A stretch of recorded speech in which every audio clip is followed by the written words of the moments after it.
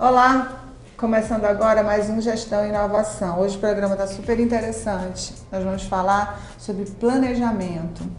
Planejamento é uma palavra que combina com crise, ou crise combina com planejamento. A falta de planejamento na crise torna tudo muito mais difícil. E nós trouxemos hoje alguns exemplos que fazem parte da nossa realidade como amazônidas. Professor Daniel, recebendo com muito prazer de novo. Professora Glória, sejam todos bem-vindos. Esse programa vai ser especial e um pouquinho diferente. Como eu falei no programa anterior, os professores Glória e Daniel tiveram experiências em alguns municípios do Amazonas. Nesse sentido, puderam refletir um pouco como a gestão e a inovação podem e devem contribuir para velhos problemas que a gente conhece muito, as cheias, as novas tecnologias para a mobilidade nesses momentos, a natureza como algo que ninguém controla. E eu quero ouvir, eu fiquei de fato muito sensibilizada com essas experiências que meus colegas tiveram, e acho que eles vão poder contar um pouquinho porque viveram esse drama, porque experimentaram como cidadãos da Amazônia, alguns dos problemas que nos perseguem há décadas. E o que a gestão e a inovação podem responder a esses desafios continuados na nossa história? Daniel, hoje eu quero ouvir um pouquinho sobre isso, sobre como é que a gente pensa essas soluções, como é que a gente pensa nas redes, e como você me falou na primeira vez que nós conversamos sobre isso, professora Glória também, como a gente precisa ficar um pouco menos dependente do poder público e protagonizar atitudes, decisões, ações para resolver isso. Ou pelo menos para começar a pensar em ações que resolvam isso. Obrigado, Ângela. Olá a todos os espectadores. De fato, Ângela, nós tivemos algumas experiências bastante recentes. Como nós explicamos anteriormente, isso causou até a nossa ausência em alguns dos programas recentes que nós tivemos. E eu voltei, de fato, muito impactado de algumas experiências no interior do nosso estado, nessa experiência mais voltada para a cheia, para as enchentes na Amazônia.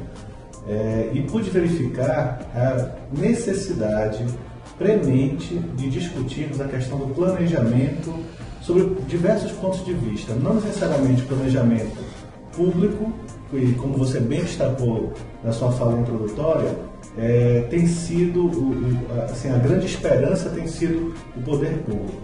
Mas eu acho muito interessante nós discutirmos como que o planejamento em outras vertentes pode ajudar e contribuir para amenizar esses problemas recorrentes na Amazônia. Glória, você também esteve recentemente no município de Manaus e assistiu o drama dessas pessoas que convivem com isso. Na verdade, essa palavra conviver com isso é quase que um determinismo, é aceitar, até porque não há uma outra alternativa, convivem com isso e esperam.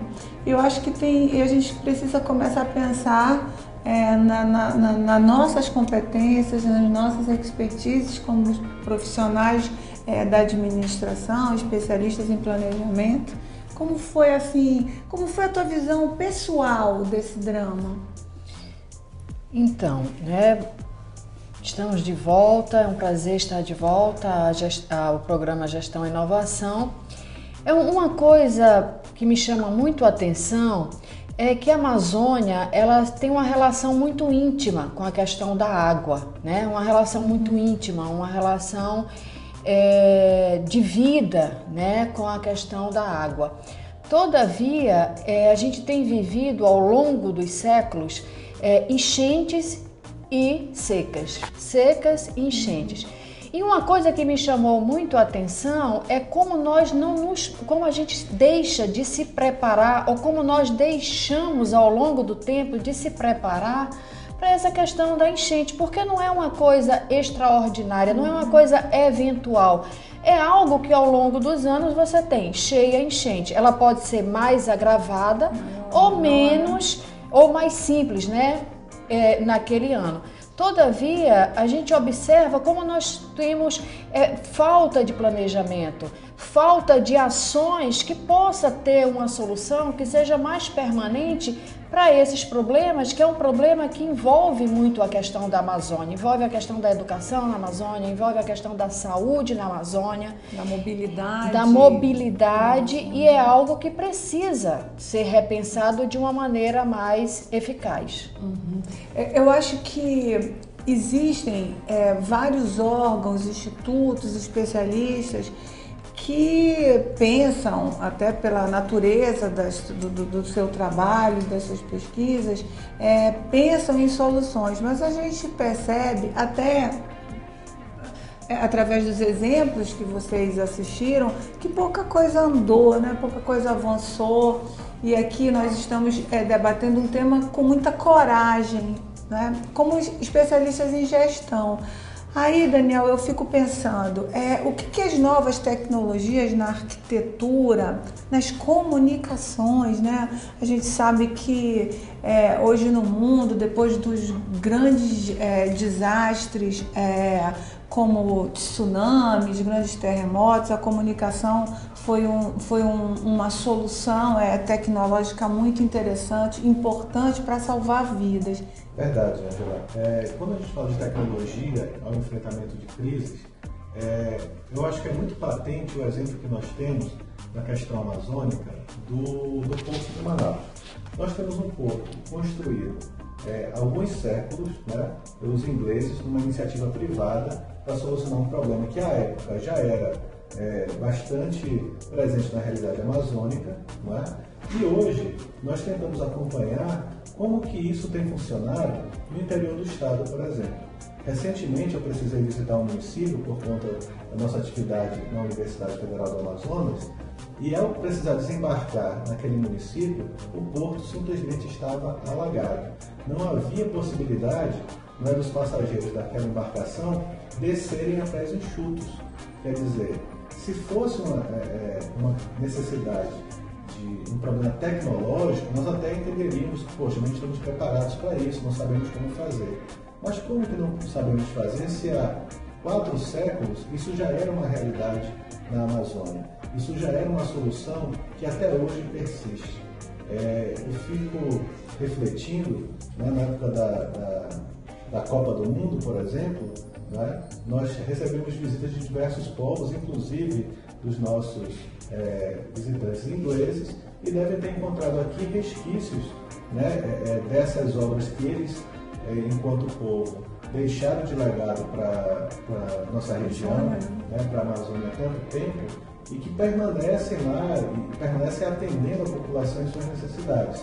Enquanto hoje, né, se nós precisássemos nos deslocar pelo nosso interior, não teríamos uma tecnologia tão eficiente, por exemplo, para solucionar esse problema do simples embarcar e desembarcar de pessoas, mercadorias, né, e como abastecer, por exemplo, a Amazônia nesses momentos de cheia.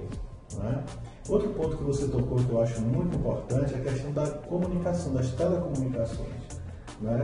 Nós temos assim, um problema muito sério, por exemplo, de conexão com a internet e a própria telefonia celular nos municípios do interior do Amazonas.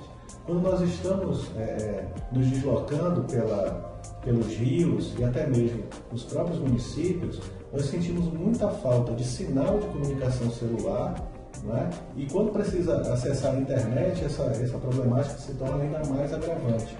Então, existe, no primeiro momento, um isolamento geográfico, né? Nós nos sentimos isolados geograficamente e também nos sentimos isolados do ponto de vista das comunicações. Mandar uma mensagem, receber um e-mail, que é algo na cidade de Manaus, é algo tradicional, é algo comum, né? Trivial, no interior do estado se torna, em algumas situações, um grande desafio. Né? Isso tem uma repercussão muito grande em diversos aspectos da vida da população, ribeirinha, da população dos municípios do interior, por conta de como nós já falamos, desse isolamento.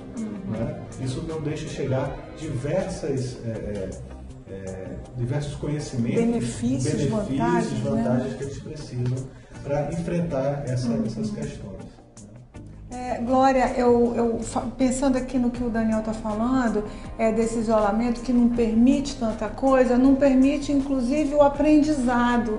Nós, professores nessas localidades, e nós imaginamos isso no ensino fundamental, no ensino médio, né? E no nosso caso, nos cursos universitários, que nós estamos à frente, como isso de fato isola, né? Porque o conhecimento, a educação, e através dessas novas tecnologias e mídias, se eles estão cada vez mais distantes, porque isso, a cada cheia, os danos permanecem e se tornam maiores e mais complexos, como isso os isola, inclusive do saber. Isso é uma coisa realmente triste. E o que a gente observa é que existem soluções, né? A Holanda é uma cidade, um país que fica abaixo do nível do mar. E a Holanda, há mais de 80 anos, criou um mecanismo, uma estrutura de engenharia, onde fez 32 quilômetros de um paredão, né?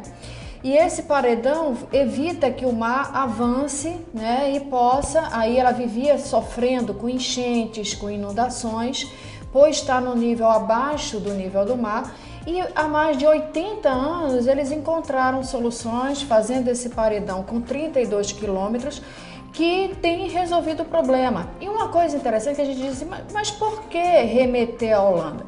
Eu estava verificando quando você falou dos acidentes, né? Os acidentes que acontecem como furacões, tsunami. No furacão Katrina, nos Estados Unidos, houve também uma devastação com a questão do Katrina. E hoje os Estados Unidos está pegando a tecnologia desenvolvida na Holanda há 80 anos atrás, há mais de 80 anos atrás, para encontrar soluções para o que aconteceu em Nova Orleans com a questão do Katrina. Então, é uma coisa que se usa, que se aprende. Alguém desenvolveu uma tecnologia, a tecnologia funciona, né, é viável, e você busca apoio, você busca aí um benchmark com essas regiões para poder encontrar uma solução que seja mais viável. O que não pode crianças não podem ir à escola porque o rio está muito cheio, porque a escola está inundada, ou a criança não pode ir à escola porque é uma distância muito grande, o rio está seco e não tem acesso à escola, não tem como se deslocar a pé e o rio está seco, tem que andar uma longa distância porque está seco, não tem como chegar de barco. Então, essas coisas se vivencia há quantos anos na Amazônia e quantos anos mais teremos que vivenciar? E a necessidade que a gente discute na questão amazônica de termos recursos humanos preparados, de termos as pessoas da região preparadas, assumindo os cargos, discutindo ideias. Então, essas são questões que, quando a gente fala da cheia ou da seca, são questões que carecem urgentemente de soluções. E aí a gente pode remeter novamente à questão à Holanda, né, que encontrou soluções há mais de 80 anos, a questão dos Estados Unidos com o furacão Katrina, que já encontrou soluções, já tem soluções viáveis para não se abater da forma que foi abatido. Então, por que nós não podemos encontrar essas soluções, implementar essas soluções que vai facilitar a vida do amazônida, vai facilitar a vida das pessoas que moram nessa região? Agora, eu queria conversar um pouco sobre o planejamento, né? Falamos bastante sobre as crises. Eu queria que o Daniel redefinisse essa questão que estabelece uma diferença entre o que é um tsunami, um terremoto e o que é que acontece de fato na Amazônia, de lugares que desenvolveram essas soluções e que hoje são muito menos penalizados como o nosso povo. Perfeito. Bem, eu acho que o primeiro ponto a ser discutido é que, de fato, as catástrofes ambientais, elas são imprevisíveis. Diferentemente do que a gente encontra na realidade amazônica, de que as cheias são sempre previsíveis. Nós temos uma série de indicadores que apontam a cheia do rio ou a vazante do rio, que pode ser monitorada, mensurada e acompanhada para que as respostas sejam dadas de forma adequada. E é exatamente nesse ponto que nós fazemos a ponte entre a necessidade de planejar para responder às crises. Porque, de fato, o que nós encontramos, é uma noção geral, que o planejamento é como se fosse adivinhar o futuro. E, de fato, não é necessário adivinhar o futuro quando eu tenho dados, quando eu tenho informações.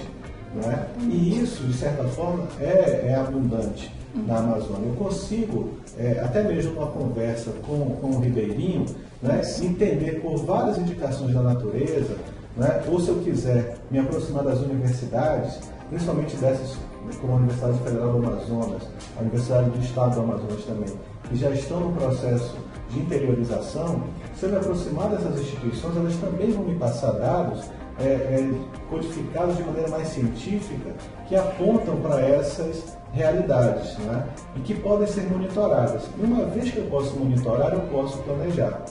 E nesse ponto é importante destacar o seguinte, que esse planejar não deve estar ancorado simplesmente na responsabilidade do setor público.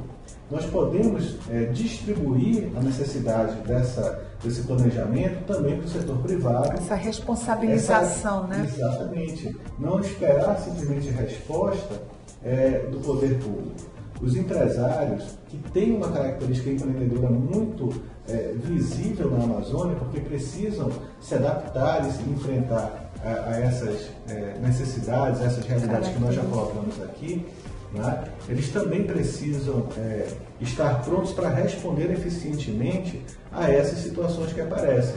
Em alguns municípios que nós visitamos recentemente, o que nós observamos? As lojas, os comércios, os prestadores de serviços simplesmente inundados debaixo d'água, tendo ali o seu faturamento, a sua receita, né, o seu modo de vida de certa forma prejudicado por conta dessa, digamos, falta de se planejar e se antecipar de fato ao que está acontecendo. Então, só para reforçar, planejar não é adivinhar o futuro. Planejar é, entendendo como as coisas acontecem, a partir de métricas, indicadores, eu poder me antecipar. Histórico, né? Histórico, memória. E isso nós temos de forma abundante. Nós podemos, então, agir de forma proativa, fazer aquilo que precisa ser feito antes de que o problema, de fato, se concretize e apareça. Glória, e aí a nossa educação à distância, né, que é o que a gente vê mais no curto prazo, como possibilidade de alcance. Como você acha que tem acontecido o sucesso ou o insucesso das iniciativas de EAD aí no interior do Amazonas? Realmente a questão da educação à distância, ela se mostra, né, como uma das saídas, né? Uma das saídas para um estado que é basicamente um país, né? Tem uma dimensão até maior do que vários países. A questão da educação à distância é uma alternativa.